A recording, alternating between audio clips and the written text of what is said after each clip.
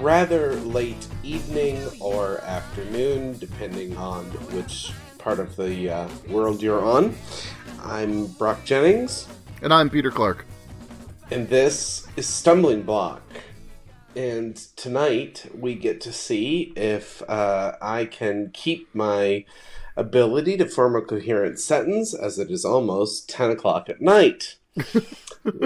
This, at least for me, this is all Peter's fault. It is. We were going to record after I took a short nap, but I just plowed right through my timer and took a much longer nap than I intended. Well, if we end up not using this episode, it's only going to be because I'm too tired.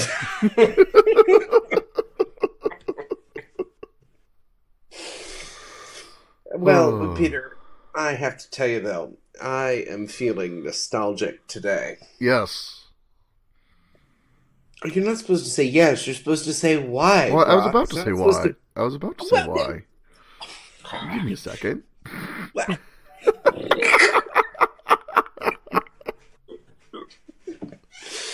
Okay, fine. Peter, I'm feeling nostalgic today. Yes? Why? Well, because when you were sleeping too long in your nap, I was watching a documentary on that ever-pervasive thing at YouTube on technology in the 1990s. Yes? I found myself... Just a second. What, Sam? I need a charger for this. There's a charger for it in my backpack. Oh my gosh, you are proving my point. What? Please don't cut that part out. It fits perfectly. So while you were taking your luxuriously long nap, I was watching a documentary on that ever-pervasive thing called YouTube on technology in the 1990s. Mm-hmm. And I found myself sort of longing for simpler times, if that makes sense. Yeah. Although the documentary, which was focused on Britain, what they did was they took a family and they had the family live as if they were in various decades. So they started at the beginning of the 1970s and they ended in the year 2000. I only watched the last one for the 90s because I'm a 90s kid, perhaps obviously. Mm-hmm. Well, I don't know. Is it obvious? I don't know. Okay. Well, I am. And so in the 90s, there was, according to this documentary, and I seem to remember this from my own experience, I don't know if you do as well, an increasing amount of gadgets in the house. You know, a gadget for everything. And you have the introduction of game consoles, and you have the personal computer becomes cheaper, and all these things, which are, I'm sounding like, it's fairly common knowledge. But what I sort of longed for was, even with that increasing amount of technology, it still wasn't as bad as today. Right.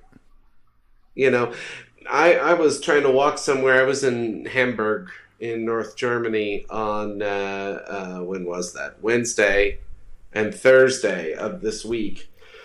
And I nearly ran into somebody because she was staring down at her smartphone and not paying attention where she was walking. The number of times where I have been in the situation of almost being the person run into from that very same thing. Mm-hmm. And it just didn't exist. I mean, in Britain, things like texting actually started earlier than the States. Right. It was like by about 98 or 99, I can't remember, there was the capability of sending text messages. And I'm just thinking, like, this huge shift as to how technology has become so all-pervasive. Mm-hmm. Oh, the other thing about the 90s was the television. What about it? Because the television became cheaper, people had multiple TVs in their homes. Matter of fact, when I grew up, we had 5 or 6 of them. Oh, wow.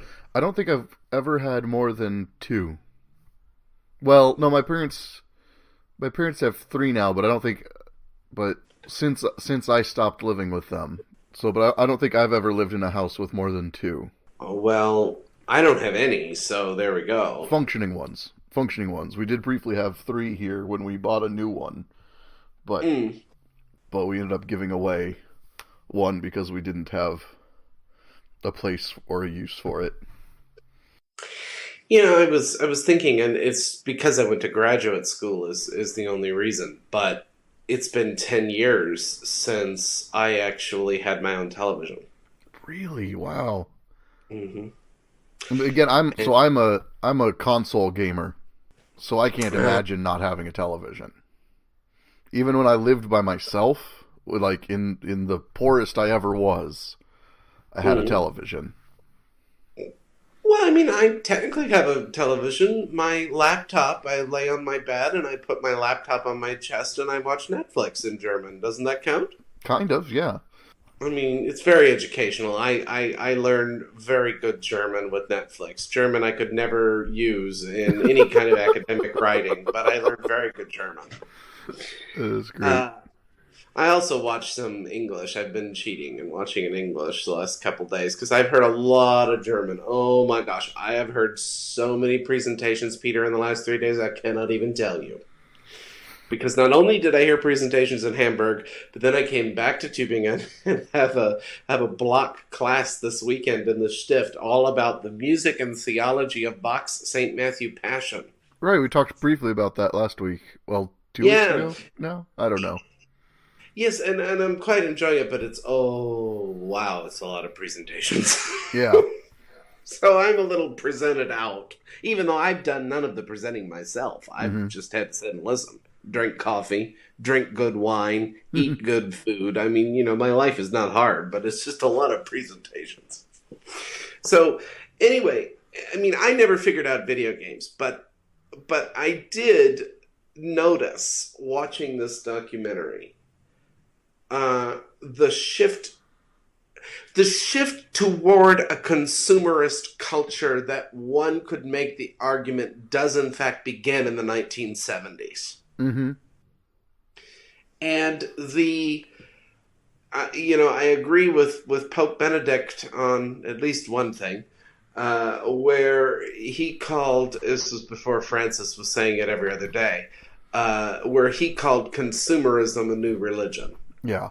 And, I mean, the most fascinating thing about this documentary for me was that this tech team, for the computers, for instance, they put together or reassembled, or I don't know what they did. Where did they get these things is what I'd like to know. But they reassembled computers, and lo and behold, Windows 95 and even Windows 3.1 still functioned. Yeah. Yet the operating assumption, to get, no pun intended, operating, is we ought to junk our computers after 4 years. Well, but there's a reason for that, and that has to do with keeping up with the requirements for existing software and things like that. If we want to stay on the latest version of Word or whatever, or if we want to keep up with security updates and things like that. The thing right now is Windows 3.1. Well, you can run Windows 3.1 or Windows 95 on hardware appropriate computers. They actually can't run on the newest computers. They have too much RAM and too much hard drive for them to process. Yeah, I figured that. But they are so virus susceptible because Microsoft has stopped supporting them. Yeah, that's a good argument, the virus thing. But then also the link between, because Microsoft and or Apple want you to keep buying their products. Right, and Microsoft it's really interesting in my opinion, at least historically, Microsoft has been way worse at that than Apple. Yeah, I agree. I think that is an accurate fact. Although Tim Cook made a comment which was so classist, I suppose is the word, because he said to an audience that, there are people out there running Macintoshes that are 5 years old or older, and that is really sad. And I wanted to say, you know what? What you're doing right there is you're making your product a status symbol, number one, but you've also priced it to the fact where it's inaccessible for a lot of inaccessible. I can't say that word, but you know what I mean. Yeah. For a lot of people. Well, I mean, your and my MacBooks are gonna be they're 5 years old this year.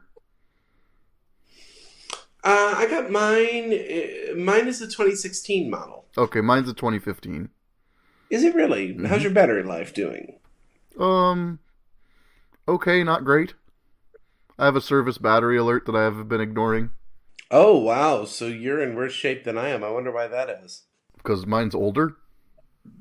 Oh, okay. So they want you to pay $200 to get a new battery then. Probably. Bastards. I mean, that's what a new battery costs. Batteries are expensive. But this is a larger theme for me as I put the charger to my smartwatch in my drawer. By the way, that was the noise you just heard, right? It's a larger theme for me of the notion of God and idol. And technology is great in terms of connectedness, in terms of, I'm kind of glad that I don't have to write my dissertation by hand, Right. I'm glad for those things, but I think it just seems like it controls us in a way. Yeah. At least in the West, where the assumption is if you don't have, a huge amount of technology, then you can't keep up with society. Mm-hmm. I have my share of technology. It's all Apple, by the way. I have completely been sucked into that ecosystem, and Apple, I suppose, owns my life. Mm-hmm. It really is like a religion, I suppose. But the symbolism between what Apple does and the unveiling of their new products, and how I can't remember what that liturgical garb is called, but it's the covering you put over the Eucharist. Do you know what that's called? Oh, I know what you're talking about, but I don't remember what it's called. Yeah, and when I was in seminary, I had to learn how to flip it the right way. You uncover it just right, and you learn how to fold it. Whatever that thing is. Clearly, I went on in systematics, and clearly, I'm in a part of the church right now that isn't that liturgical. Right, Württemberg. Whatever that thing is, and you uncover the Lord's Supper. Although the people that do this probably don't call it the Lord's Supper, the too Protestant, they probably call it the Eucharist.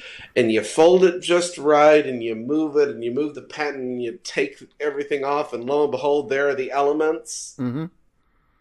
You can't tell me that Steve Jobs pulling the MacBook Air out of the envelope in 2008 wasn't something like that, wasn't a kind of unveiling like that.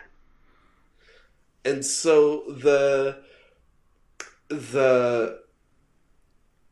almost pseudo-eschatological implications of consumerist technology, I'm picking on Apple right now because it happens to be the one I know the best, mm-hmm. Are just staggering.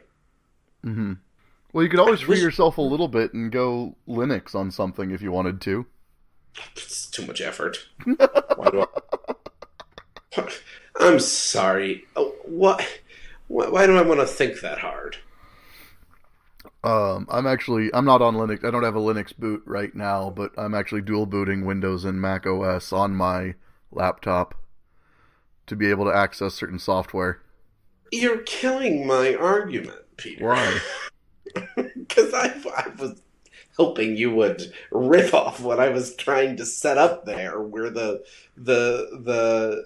relationship, it's not a good one, between the Lord's Supper, the central act of gathered Christian community, gathered embodied community in a material sacrament, juxtaposed with the way capitalism and consumerism cause unwitting people like me, or like, well, I dare say even perhaps like you, to gather around the Apple store or around the Microsoft store. I mean, these places are designed to get us to spend money, at least in my case, that we didn't have.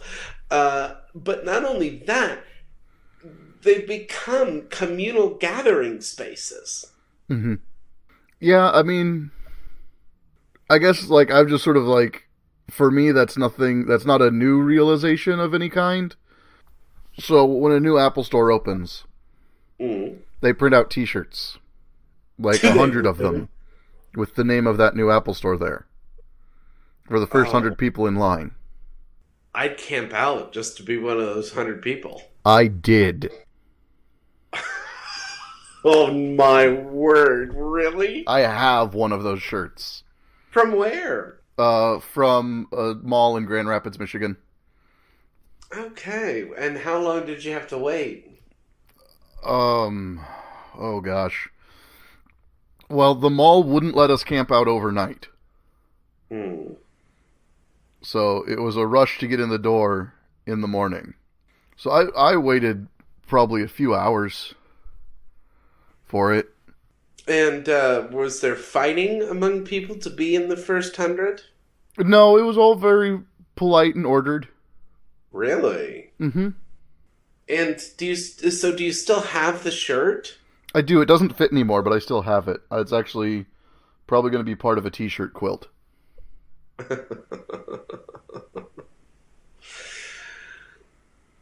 Well, it's not that this was so much... It's not a new realization to me what we're talking about in the last 10 years. Mm-hmm. Prior to that, I wouldn't have thought anything of it. I would have thought that's just how life was. You know, you want things, you need in quotations, you need things, you go to the mall and you get them. And the way I grew up, you had to dress up to go to the mall. Oh, wow. Oh, yeah. I mean, not like suit or something, but yeah, you had to dress to go to the mall. And so I did. And it was like a big, because the mall was 40 minutes away. And that's why. See, I've never lived that far away from a mall. I do. I live nice and far away from a mall now, and I'm delighted. That's good. That's good for you. No, I can't. I don't think I've ever... I'm trying to think. Maybe in Tennessee we did, but that was in the 80s. Because you were still growing up and probably don't remember it. Well, also malls, like... So malls started in the northern Midwest. Mm-hmm. And they may not have spread to Tennessee by then. Well, interestingly enough, the mall phase is in Europe, too. I mean, I'm not sure that it is so much now, but certainly in the bigger cities, it looks just so. For instance, being in Hamburg, Hamburg has, I don't remember, 2 million people, something like that. Mm-hmm. It's a major port city for all of Europe. And where I was, there were these, it was right by the train station, but it was set up like a kind of strip mall where you could get everything you ever wanted. And there was this one place called Media Markt. And I rode my little escalator up there. And it was just like being in a Best Buy. Mm-hmm. I mean, completely like a Best Buy. And so I turned into a teenager for a while, and I looked at all the movies and all the records and all the music. And, you know, I found myself really wanting that 60-inch TV being displayed for 300 euros. No, bad Brach. Even I don't own a 60-inch. Well, okay, maybe, well, I don't know how big it was, but it was bigger than anything I've, like, owned. Well, for 300 euros, it might have been a 60-inch. Who knows? We got a 50-inch for a little less than that. You got a 50-inch? What the hell do you do with a 50-inch television? You watch it. Oh my God. Well, but I found myself like, there actually is a deeper point to this. Hmm. I found myself, at least, sitting there with these televisions, scheming as to how I would buy a Blu-ray player and a television, how I would get it back to Tübingen, where I would put it in my room, by the way, wasn't really something I'd thought, because if you'd seen my room, it's literally the size of a monk's cell. Literally. Matter of fact, this is probably about the same size as the room I lived in when I lived at the monastery in Northern California. Anyway. North Central California, rather. Hmm. So what the hell I was going to do with this thing is beyond me. But I found myself going down this whole thing of I was going to buy this TV, this huge big old thing, makes my eyes hurt just thinking of it. A Blu-ray player, all the movies I was going to buy, and then I realized, you know what? John Calvin is right about the following. He says this in the Institutes. The mind, the heart, is a factory of idols. Hmm. And I find that's true of myself anytime I go into a place like that. Yeah, for me, it's guitars. Tell us about that. Well, so there's what's called the N+1 principle with guitars. What does that mean? Well, how many guitars do you need?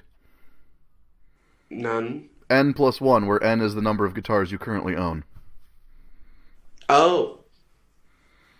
How many guitars do you currently own? Um, how strict of a definition are we using of guitar? As strict as you want to. It's your definition. Okay. We're postmodern. We're good postmoderns on here. I currently own 3 guitars, Mm. but that's because I'm still building one, Mm. and I had just disassembled one. So I had owned 4, but I disassembled one, and I'm building one to bring it back up to 4. I own 2 electric basses and 2 mandolins. Okay, so you own a lot of musical instruments. Yeah, and that's just guitars. I also have a whole briefcase full of harmonicas and... Do you play them? The harmonicas? I used to. I used to play them much more than I do now. Hmm. I don't own any musical instruments anymore. I can't even imagine that. Why? Because what does my dad own now? He owns 2 basses and a 12-string guitar, and is looking at getting another either bass or guitar. I wouldn't play them. What I miss the most is my recorder. I had a Mick recorder that I had in college. I hope that when my friends moved my room out, they saved my recorder. I had asked them to save things like that. Most everything else I had is non-existent anymore except my books. But I hope my recorder is in storage in Chicago. I miss that, but everything else. I had 5 guitars, Peter. Did you really? I didn't know you played guitar. Maybe even had 6. I had 5 or 6. I had 5. I had no idea you played. Used to. Yeah. Tried with my friend that I spent Christmas with. He plays guitar, and I took his guitar on my lap or whatever you call it, and started trying to play again, and it's been 10 years. Wow. I mean, I played folk music and hymns and things like that. Yeah. I wasn't, but yeah, I used to. I played. I played. Played saxophone in high school. Mm-hmm. Oh, God knows what happened to my saxophone. But what I really liked the best was the recorder, because that was the one I found on my own. Mm-hmm. And could pursue my own fascination with early music. And that's something that I would play again. If I can get my recorder over here, and it is my goal when my library comes over.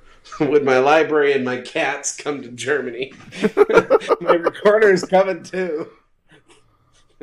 Still trying to figure out how all that's going to work logistically, but you know what? It'll happen when it's supposed to, right? Um, I would play it again if and there are enough early music groups around here that somebody would let me play with them. Yeah, that'd be fun. That, but I'd have to. I played a little bit on Christmas, and it's sort of just by a little bit. I mean, just a couple of minutes, some Christmas songs or whatever from the recorders with the family I was with, and that I realized how much I missed it. Yeah, because that was, I don't know if I told you, that was my secondary instrument in college. Mm. Was recorder and early music. Mm-hmm. And so that was but guitar, I'll probably not pick that up again. I think that phase of my life, that's like piano. The only thing I use piano for is if I'm trying to pluck out a part for something I have to sing. Mm-hmm. I'll never. I wish I could play Bach for fun, but I was never skilled enough to do that. I can only play chords on piano. Well, you're getting there, I guess. Well, I probably won't ever get much better on piano than I am now. I'm surprised you didn't know I played guitar. No, I had no idea. We've never talked about it. It hasn't come up for some reason. I guess I tend not to talk about that. My choir director in college had a saying, in college everybody plays guitar.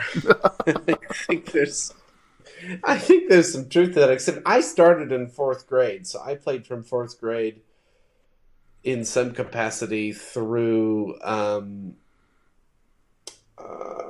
when did I probably stop? Yeah, it was about 10 years ago.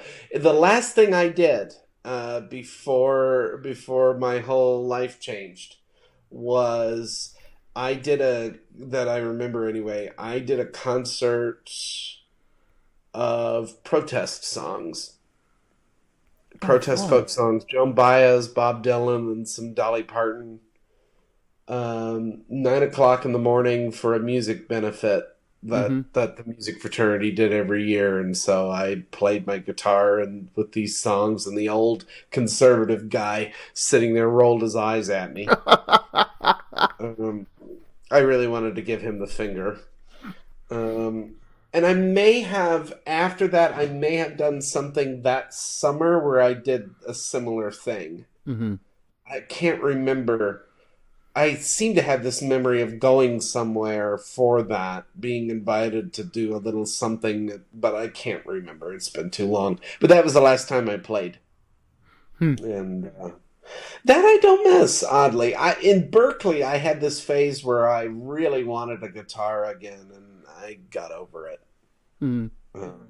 Yeah, guitars hold a really special place in sort of our family's just sort of life, especially starting with my dad. There was a period in time when my half brother was in trouble. I'm not going to get into details, but he was living a troubled lifestyle. And my dad went out to visit him, and he came back and he said, he's going to be okay. He hasn't sold his guitars yet. Oh wow. Oh wow. He hasn't stooped so far as to sell his guitars. It'll be okay. Wow. And that's like when we were in the depths of poverty, my mother-in-law asked why I don't sell my guitars, and Kate actually was like, you do not even bring that up ever again. Yeah, amen to Kate. But that's different. What we're talking about right now is different from the consumerist stuff I was talking about. I don't think. I think in my case, I actually did have too many guitars, but in your case, it's you're speaking of something very different. Yeah, but I do have to struggle with that because I'm finishing up this guitar I'm building, and I'm already like, what's my next guitar? Yeah, I suppose if it's always chasing after, it's like people collect pens or something, and if you want to collect pens, that's fine. I think that's a matter of fact, one of my mentors collects pens, and I think that's fine. lovely thing to do, but then you sort of have to say, well, you're kind of collecting it just to collect it. It's more that than it is a use. Right, and so that's something I really struggle with, is trying to walk that line. But I'm still not sure. Pens, number one, guitars, whatever. I'm still not sure that's the same kind of consumerism that I was talking about, dreaming about in my mind in this place like the Best Buy. Mm-hmm. I think that's a case, that's a contextual case by case basis, rather than to say that well, Peter, if you're always wanting the nice guitar, then you're just proving John Calvin's point. Nah, I don't think so in this case. I think I was proving John Calvin's point in the Media Markt. Mm-hmm. I think if it was, I always have to get the next video game, and all I'm doing is playing video games, and I'm not spending time with my family, then I think you would be proving John Calvin's point. Right. I was there that's where I was in my depression. Oh, see, this is why you don't get rid of your guitars. Right. Well, that is actually part of why I don't get rid of my guitars, is because it's one of the few things that can pull me out of my depression. Well, and that's the power of music. I mean, Luther was an accomplished lutenist. The lute is a predecessor to the guitar. I know. Lutist, not lutenist, just lutist. Why? I'm sorry, I knew that. It's okay. I really did. It's late, Yeah. But, Luther entertained people in his home. Not only entertained, really, but, he sang, communal singing, communal playing of instruments. I just don't think I don't think we're talking about the same thing when we're in that realm. Yeah, and that's fair. And actually, the part of the whole point of the latest guitar I'm building is to be a church guitar. Mm. Like a guitar that I use in church. I think that's lovely on so many levels. I just realized where I think you would start proving John Calvin's point is if you went out and started buying guitars that were $1,000 a piece or something. Yeah, well, see, here's the thing, though. That's what a decent guitar right now costs at least $700, if not more. Oh, okay then. Well, maybe you're proving his point a little bit. Well, that's just what it costs. I mean, that's... Are they that expensive? How much does a good new classical guitar cost? If I ever got a guitar again, I want a classical guitar, and I want to learn how to play classical guitar. Okay. So, classical guitars have a really wide range of pricing. Of course they do, because everything's about capitalism. Well, also just like you can get really cheap, crappy ones. Or you can get really nice, handmade. Just flipping through here. I'd say okay, so that's probably a good one. A good classical is in the $300 to $500 range. Oh, I guess that's not as bad as I thought it was, but I wouldn't be getting more than one. Yeah. That's for sure. You can go up to... Probably up to $10,000. Probably, if you get it handmade and custom. The pre-manufactured one looks like they top out in the $2,000 to $2,500 range. Well, I guess the other thing with instruments is if you have, if I was a professional guitarist or something, right, and my livelihood depended on my guitar, I'd gone off and I got a master's degree and then maybe even a doctorate in musical performance, and it was specializing in classical guitar. I'd probably spend $3,000 on one guitar because that would be how it would just make sense to me. Yeah. At that point. Yeah. Well, it's like, so my two most expensive guitars, a big part of it, of why they're so expensive, is one of them was custom made for me in the United States. Cool. And the other one was made primarily from parts manufactured in the United States, but I put it together myself. How hilarious that when it's made in your own country, it costs more. Well, it's just when it's made in the United States, it costs more. Yeah, that's what I meant. I know, but it's not universally true if you lived in Mexico or. Oh, well, right. I gave myself blisters when I was 4, by the way, playing on a guitar that I got in Mexico. As you would. I mean, you'd give yourself blisters playing guitar when you were 4 anyway. Thanks for that. I'm just saying, that's part of playing guitar. I've had so many blisters on my fingers. I used to have nice calluses on my left hand. They're all gone now. I have them on both because of bass. Yeah. I played string bass in college. That was fun. Although, when I was in Hamburg, I heard a nice, part of the event I was at, I heard a nice concert of a classical guitarist and an accordion player. Mm-hmm. And I was convinced that I really liked the classical guitar probably best out of any of the other styles.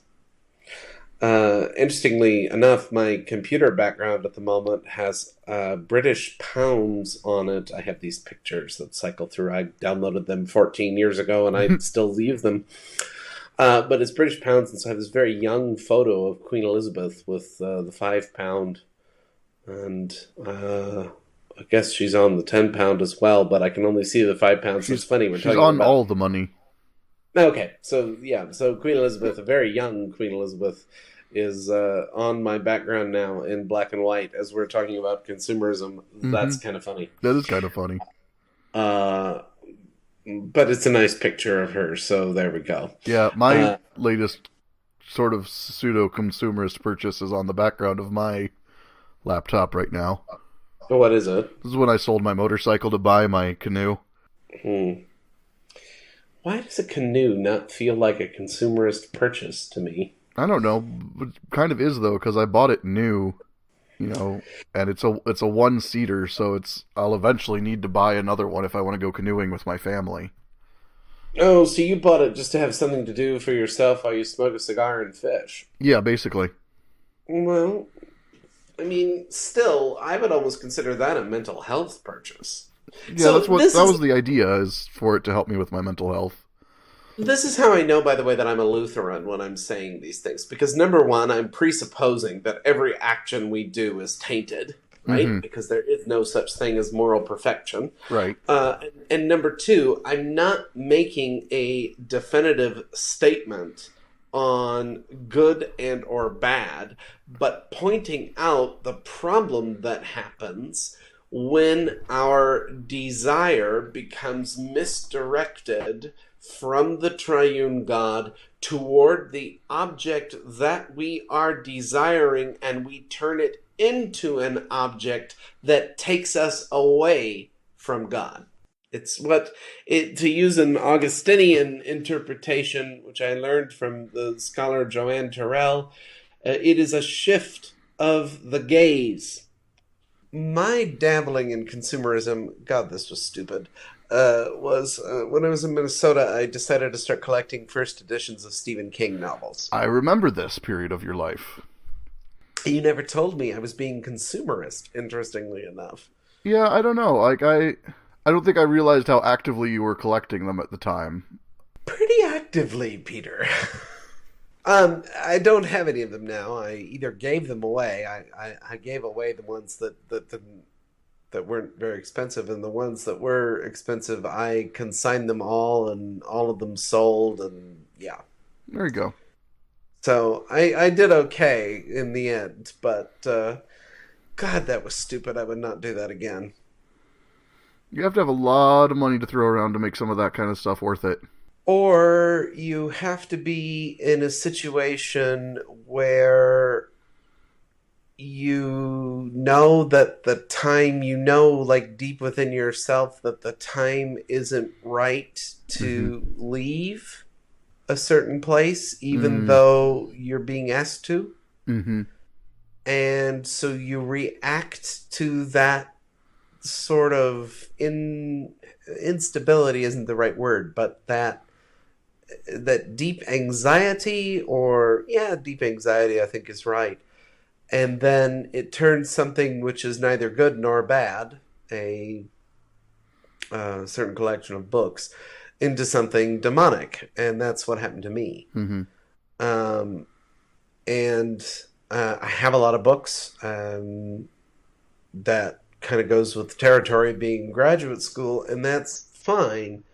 But the lesson that I learned since then was, if I have an inkling that I'm not going to read something in the next 30 years, if I have even some kind of inkling, I don't buy it. Mm-hmm. And now for the doctorate, I almost exclusively only buy books that are directly going to be used in my dissertation. Mm-hmm. I made some exceptions to that because you can get used books so cheap. So I found some German theology standards that in the U.S. are a lot more expensive. Mm-hmm. But I really sort of learned my lesson from that venture in collecting first edition Stephen King novels on eBay. Oh God, I mean, it's like most people do that stuff when they're 20. I waited until I was 28, but whatever. Right, you sort of had an That's early midlife. It was either late teenage foolishness or early midlife crisis. I think it was a mixture of both. Mm-hmm. And so I learned my lesson, and I've forgiven myself. And the Stephen King that I want to read, I read him on my Kindle. Yeah. By the way, I do need to say something publicly. Stephen King made some comments on Twitter last week or a week and a half ago that were deeply disappointing. I missed this. Yeah, he said he would never consider diversity in matters of art. Let me pull up the exact thing that he said. I've written him a letter about this. I'm sending it next week because the post office isn't open on Sundays. It was related to the Oscars.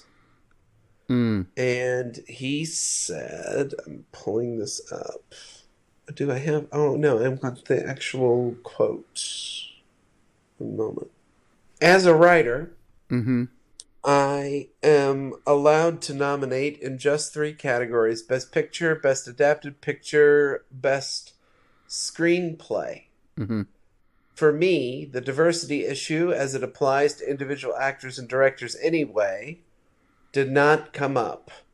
That said, I would never consider diversity in matters of art, only quality. It seems to me that to do otherwise would be wrong. Well, there were then people, this is from The Atlantic, by the way, Mm-hmm. sent to me, this link was sent to me. Then, of course, there were people that were reacting against this. And so he then tried to backtrack and he said, you can't win awards if you're shut out of the game. Mm-hmm. Which is true enough, but the damage was already done. So I have written him, as I say, a whole letter that I'm mailing to Maine on Monday when the post office opens again, because he ought to know better. Mm-hmm. That's just wrong. And so I hope that more people, particularly more people who are white, who are readers of his and who do admire his work, as I do, would consider writing to him. Mm-hmm. And expressing both an appreciation for what he has done, because he has given a tremendous amount back to society, but also a strong critique that he needs to hear and to listen to the stories of people who are marginalized before he makes comments. I mean stories, by the way, as in personal history, Right. personal narrative. Right. Before he goes making comments like that. And since many of his predominant characters in his stories are marginalized in some fashion or another, I think it's very hypocritical what he said. Mm-hmm. I was deeply disappointed and saddened by that. So I say that on here as well. Yeah, and hopefully this is something that he takes the opportunity to learn from and become better because of it. I hope so too. I want to say that I have great frustration. It doesn't seem like this is happening to him in this situation, and maybe this is a sign that quote unquote cancel culture is dying some.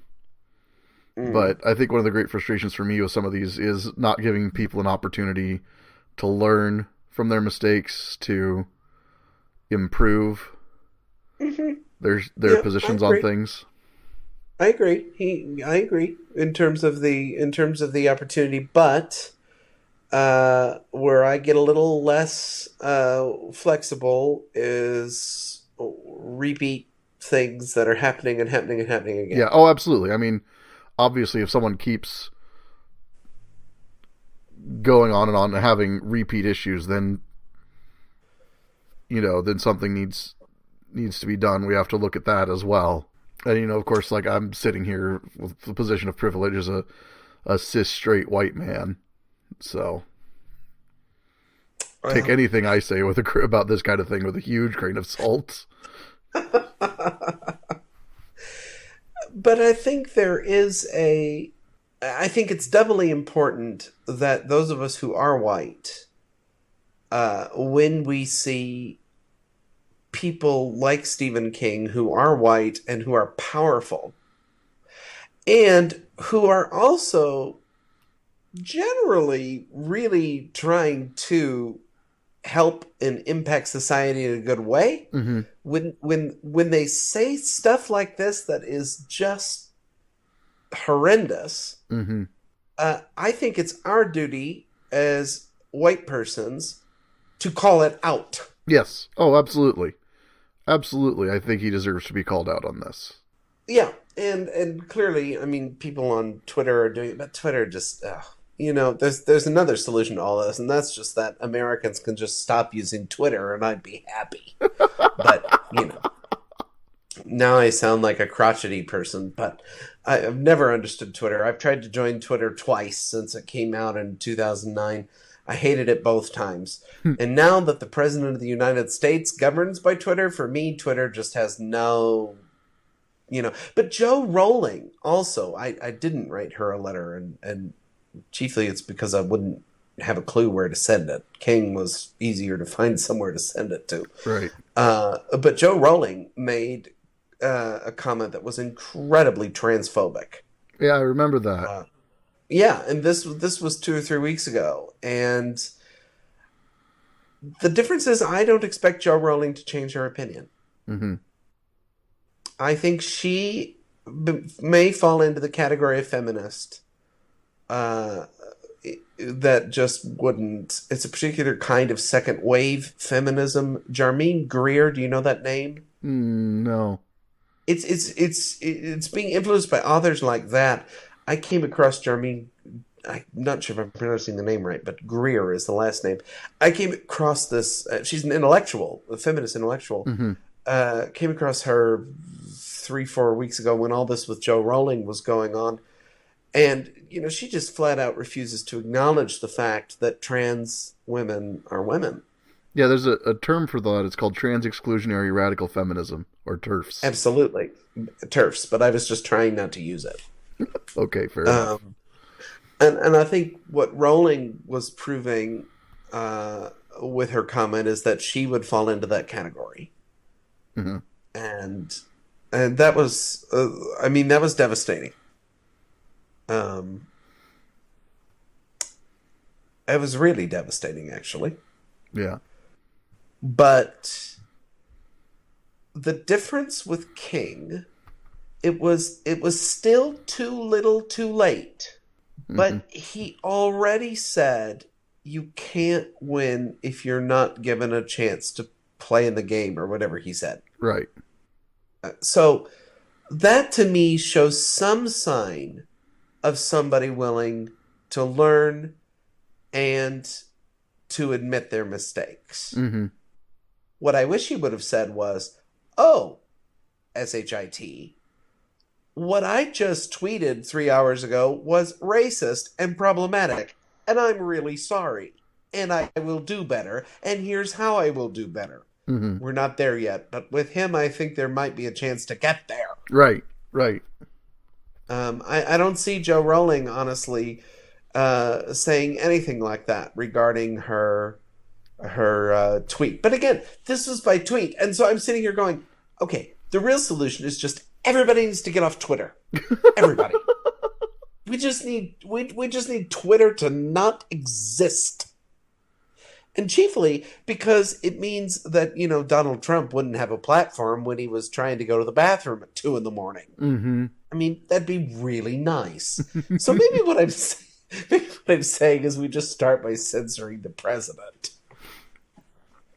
Yeah. I don't think that's... Unfortunately, there's that annoying little First Amendment. I know. Can we suspend the First Amendment in Donald Trump's case, please?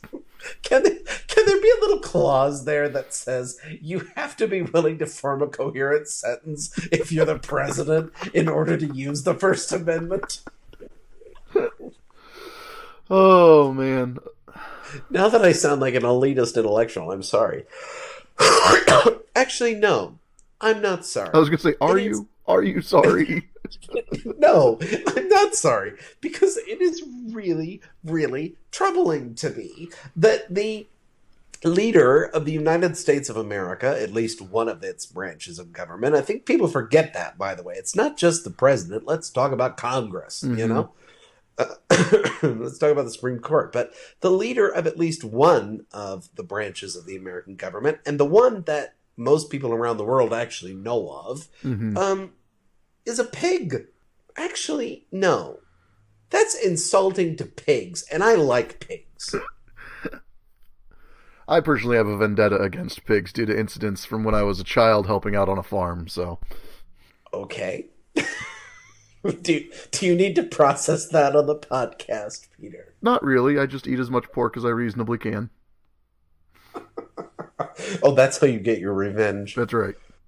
Yeah, but the problem, I saw this documentary 5-6 years ago on meat processing industries and how these pigs were abused. I mean, they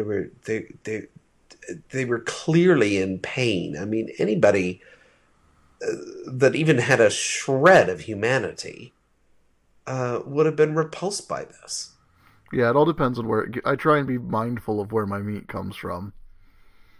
But, I mean, I don't. I'm a poor graduate student, but if I could be, I would. Yeah, when I can be, I am, but it's hard. Well, my thing is, why doesn't the FDA step in and shut these places down? Because it doesn't have the power to. Oh, well, can we figure out how to give... sometimes governmental power is a really good thing. Well, actually, given the recent rollback in regulations and things like that, certain medical authorities have actually warned people on eating pork for a little bit until we figure out what's happening with the new regulations. I am so glad I'm in Germany right now. Yeah, you are. But I'm also sitting here going, what?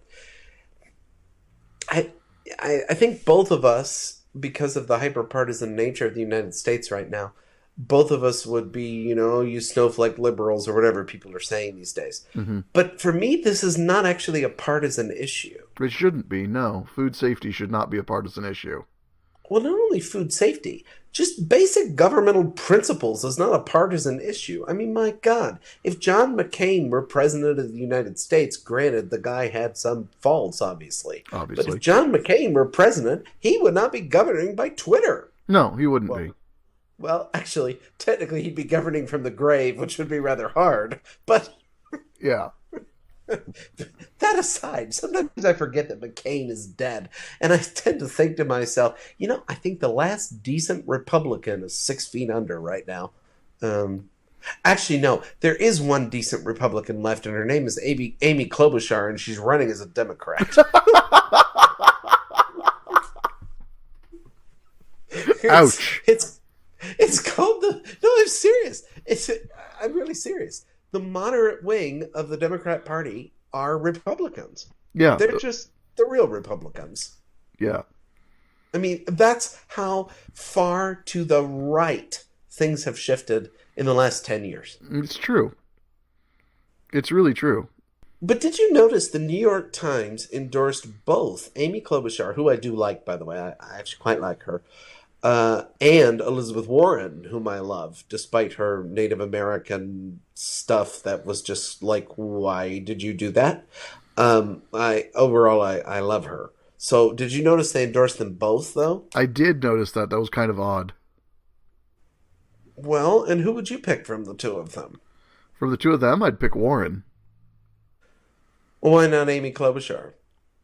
Because I'm a radical leftist. Yeah, well, I'm kind of there with you, particularly on economic issues. But is Warren, much as I love her, and I have loved her, I dare say, since she was a professor, critiquing Hillary Clinton, is she likely to be elected? More likely than Klobuchar, according to the polls right now. Yeah, who cares about the polls? The polls are ridiculous. The Donald Trump's election showed us that. No, but I think she is more likely because she motivates the base more. Right now, the Democrats... Amy Klobuchar wants to win Republican votes, and she's not going to. Because there are no true Republicans, because she's the true Republican. Right. So she's not going to win. She's... Right now, this election is going to shift things out to the extremes a little bit. And not even the extremes. Last one? What? You mean the last one didn't? No, because the last one, we ran a moderate. We ran a moderate against a right-wing candidate. Well, he's hardly right-wing. He's just an idiot. No, but the people he's surrounding himself with are highly right-wing. Yeah, that's the irony about him, right? You know, he's a libertine party boy from New York. You know, casino billionaire. He's not particularly conservative. I'm sounding conservative. What the heck is wrong with me? Right? Like, what?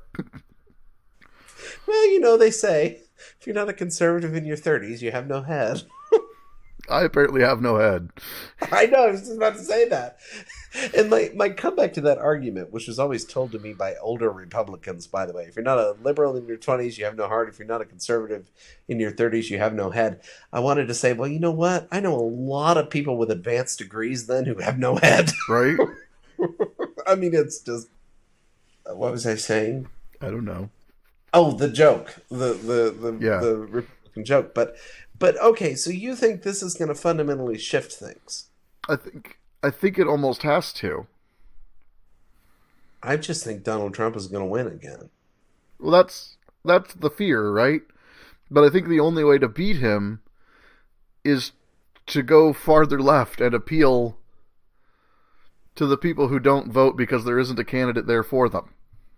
Yeah, although I'm worried about these third-party folks who... No, don't worry about the third-party folks. They almost never make an actual difference. Well, if you say so. I mean, but all right, then it ought to be Warren. But I'm not sure that the people that would vote for Amy Klobuchar would vote for Warren. No, I'm not sure the people who vote for Amy Klobuchar vote for Amy Klobuchar. Who do they vote for then? Trump. Well, in any case, it's going to be interesting. I don't think we are living in a repeat of 1930s Germany. No. However, and I made a mistake when Trump got elected, and I got myself into some trouble for this, of posting things, you know, resisting the fascist government and all of this. I don't think it's fascist yet, but I think there is a stream of neo-fascism both in the government now and that could become more extreme as time goes on. Mm-hmm. I agree. And I think that is the legitimately scary part for any of us. I don't care about parties right now. For any of us who seek to be, to use the Lutheran stuff, responsible citizens living in the left-hand kingdom, living and navigating the kingdom, the left-hand kingdom, where God is present in a hidden way through the power of the sword. I think we need to be deeply concerned about not only Donald Trump, but every single person that consents to work under him. Yes. Or with him in his cabinet.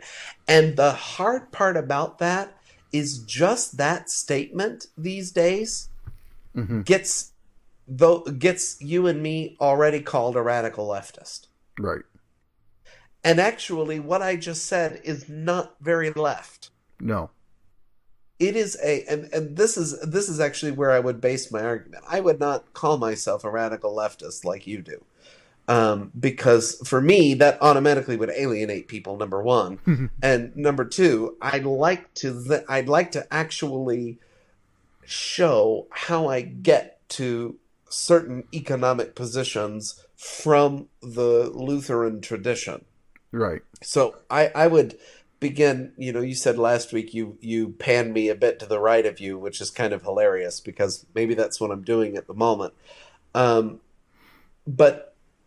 I think it's really dangerous, and please tell me if you think I'm wrong here, that in a representative republic, if you say, I have a fundamental concern about the future of representative democracy in this country, that you are considered a radical leftist, and nobody listens to you. Doesn't that frighten you? That is frightening. I mean, it's among a number of things that frighten me about what's going on in the United States and in the world right now. Huh. All right, talk to me about the world. What's frightening you? Well, we don't really have time right now. We'll have to pick this up later. Oh, yes, I suppose we're out of time, aren't we? We are. Well, we've proven that we can do our podcast even late at night. It's now 11:01 p.m., so I suppose it's time for me to go have dreams of Ulrich Zwingli. And Peter, what are you going to dream about tonight? What am I going to dream about tonight? Probably guitars. That sounds lovely. It is. Play a song for us, okay? All right. Until next week, I am your friendly neighborhood systematician, Brach Jennings. And I'm Peter Clark. And this is Stumbling Block. Stumbling Block is a production of Silver Turkey Studios. Our Patreon producer is Ben Dittman, our executive producer is Peter Clark, and our executive director is Brach Jennings. Our theme music is by Mirrors for Windows, and we are hosted by Podbean. We can be reached by email at stumblingblockpodcast@gmail.com. Please consider supporting us at patreon.com/stumblingblock. And as always, thank you for listening.